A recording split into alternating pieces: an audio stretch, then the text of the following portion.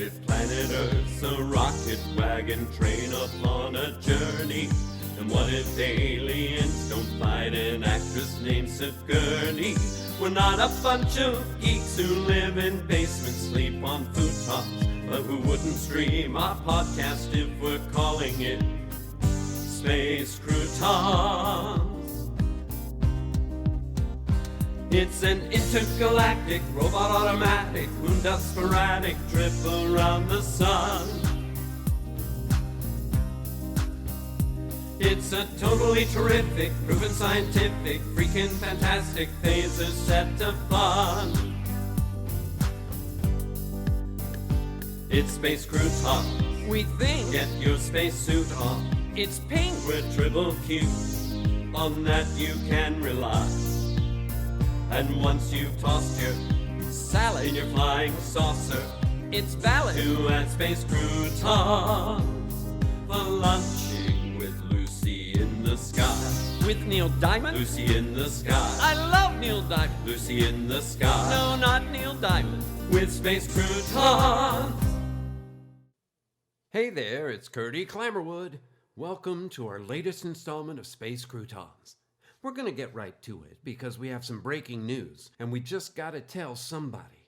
And like my dad used to say, go tell your mother. She's better at pretending to listen than I am. Well, Mom is busy, so here we are. Now, Sally has been scanning the airwaves. That's correct, Curdy. And she is currently tapped into a signal that appears to be a conversation between Nikki and her mysterious partner in crime. Let's listen in. It's a done deal. Curdy will bring us the objects. Excellent, Nikki. You've done well. I must say your ability to manipulate Curdy is only surpassed by your ability to manipulate your brother. Quit calling him that. He's no brother of mine. And before long, I'll break that news to him and put an end to him and his interfering sister Brittany. Wow, I see there's no love lost there. I've worked too long to allow them to get in the way now. All those years of making Joe believe I was his sister, they weren't easy. My goodness, he is so clingy. Yes, it's been a long time, but necessary. Pulling Joe out of our reality and placing him here was vital to perpetuate eternity and our hold on power. And your sacrifice, your babysitting of Joe, has allowed us to track down most of the objects and prevent those goody two-shoes from ruining what we have. Soon we'll have all of them, and we won't need Joe and his ability to detect the objects anymore. Funny, he doesn't even know he can detect them. He thinks he needs a mood ring. If only he knew. I must tell you, I was concerned after your failure with the medallion. Yeah, that got in the way, but I won't let that happen again. He is also on my list, and his days are numbered. I'm afraid I've lost the signal, Curdy, but we'll keep trying. Wow, this already explains a lot. I knew Nikki was up to something. We better contact the others to figure out how to handle it. And while Sally works to get the signal back, let's take care of some business. Here is Cat Killian with his song, Every Moment We Steal. Writing my love letters, most of them I'll never send.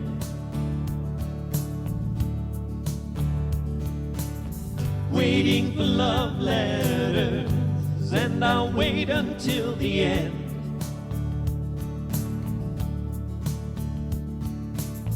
Holding the darkness just to have a chance to sleep.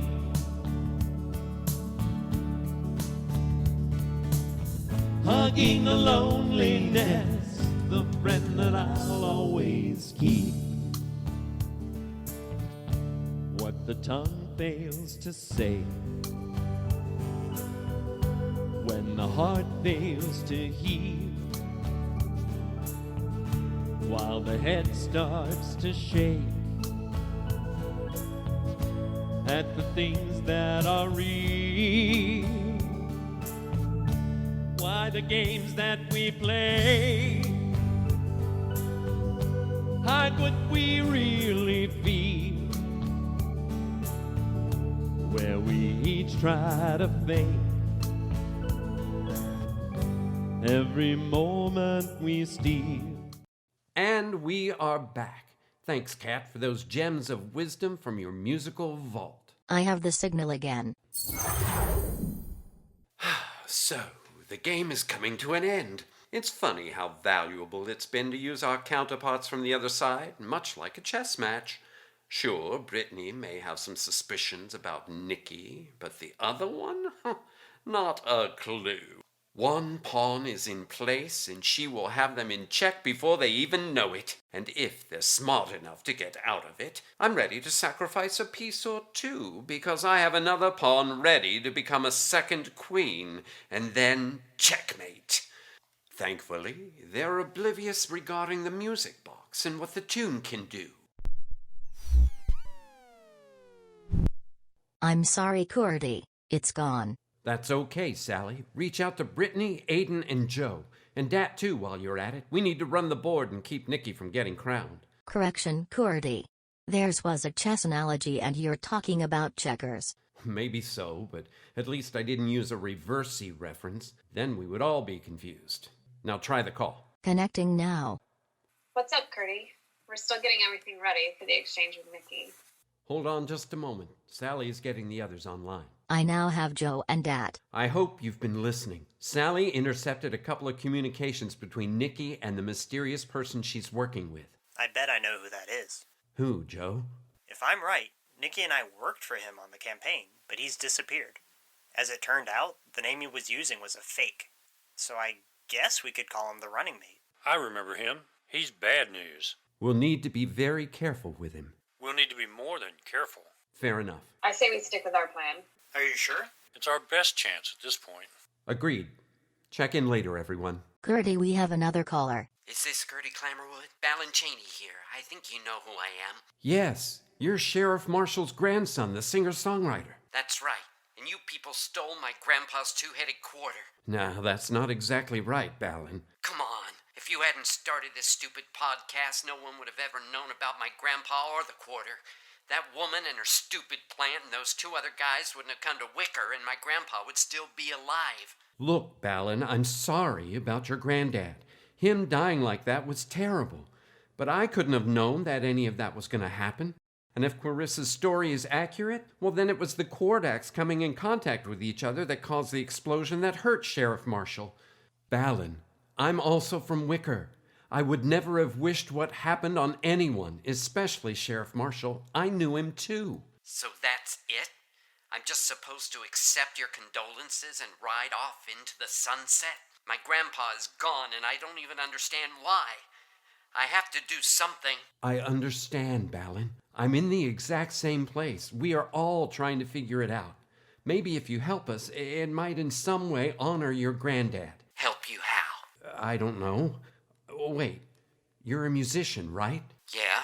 If you've been listening to the show, then you know that there is this tune that keeps popping up during these weird occurrences. From what we've seen, we just assume that this tune, this melody, is somehow a result of or an after effect of these incidents. But just now we heard something that makes me think that there could be more to it. Much more. I recall hearing it once or twice. How does it go again? Wait a sec. I played it once on my wooden flute. Now, where is that thing? Oh, never mind. I'll try humming it.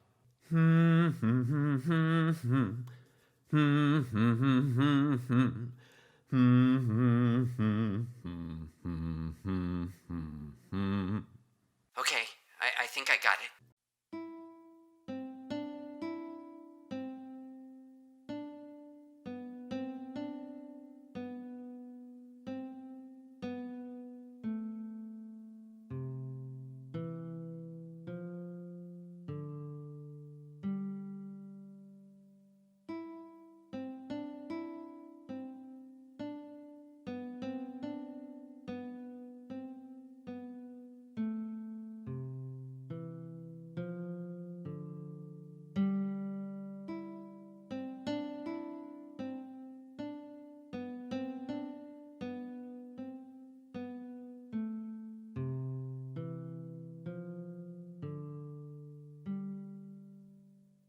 So, Balin, what do you think? The melody, is it doing anything?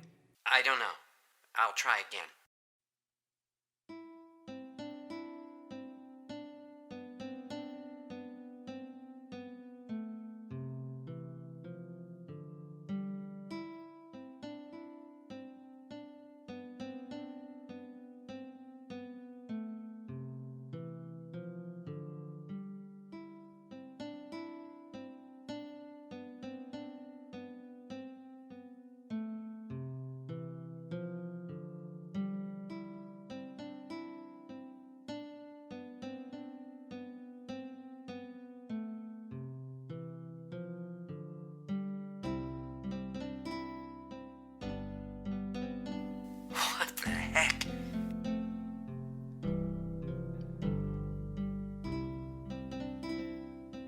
Curdy, can you hear this?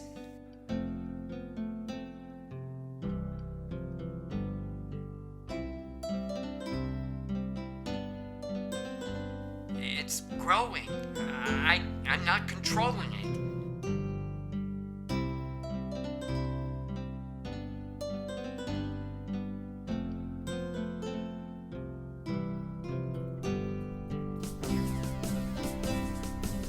Valen, what's happening?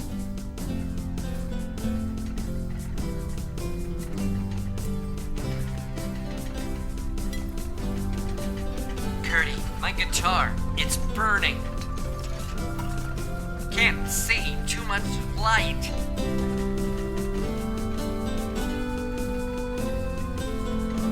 Valen, do you hear that? It's my flute. It's jumped from a bag on the shelf and it's playing along. Curdy, I can see it. See what? Valen, see what? I've dropped my guitar, but the song isn't stopping. It's unbelievable. I can see it. I can see it all. Curdy, I don't know what to do. Valen, something's happening here too. I know, look out. Curdy duck. Sally, get us some help. Call Brittany or Joe or I don't know. Call anybody. Attempting call. No good, Curdy. I cannot make a connection. All lines are engaged. Valen, are you still there? Yes, Curdy. I'm here. I'm there. I'm everywhere. Listen, we've got to stop whatever's happening. Try something, anything. I've tried. I've even smashed my guitar, but it's still playing. Sally, help! Sally! Sally, what did you do? I did what any competent IT specialist would do. I shut down and rebooted. Well, it seems to have done the trick. Good job, Sally. Valen, are you still there? Unfortunately, we lost communication when we powered down. But we have calls in queue. Well, hopefully one of them is Valen. Curdy, what in the world is going on? Brittany, were you listening? Yeah, I heard what you and Valen were doing and the ruckus it brewed up. And it started happening here too. The music and the destruction. And the rabbit's foot was too hot to hold on to. Curdy, I have Joe on another line. Patch him in. Curdy, I just heard what Brittany said, and the same thing happened here too. And the mood ring is still smoldering. Both of you, stay on the line. We're going to wind up the podcast and then we need to talk. And Sally, contact our Mr. B. Knowing what we know now, we're going to need more resources to pull this off. And as for you listeners, for heaven's sake, avoid Humansville, Missouri for the next couple of days. This is no time to be in the show me state. And as always, try to keep peace in your heart until our next story time. It's an intergalactic, robot automatic, moon dust sporadic trip around the sun. It's a totally terrific, proven scientific, freaking fantastic phase is set to fun. It's Space Crew Talk. We think Get your spacesuit on. it's pink. We're triple Q. On that you can rely. And once you've tossed your Sally, in your flying saucer it's Valen. to add space croutons for lunching with Lucy in the sky. With Neil Diamond? Lucy in the sky. I love Neil Diamond. Lucy in the sky. No, not Neil Diamond. With space croutons. Space Croutons is a work of original fiction. Similarities to persons, situations, or events, real or fictional, is coincidental and unintentional. Created and written by Jerry, Jace, John, Della, and Jeff Goodson. Episode 24 story by Jerry, John, and Jeff. Original music by Jeff. Production by John, Jerry, and Jeff. Featuring the voice talents of Brittany, Nikki, John, Jace, Jeff, and Sally. Entire work copyright 2020 by Jeff, John, Jerry, Della, and Jace Goodson. This has been a Good Witch audio production.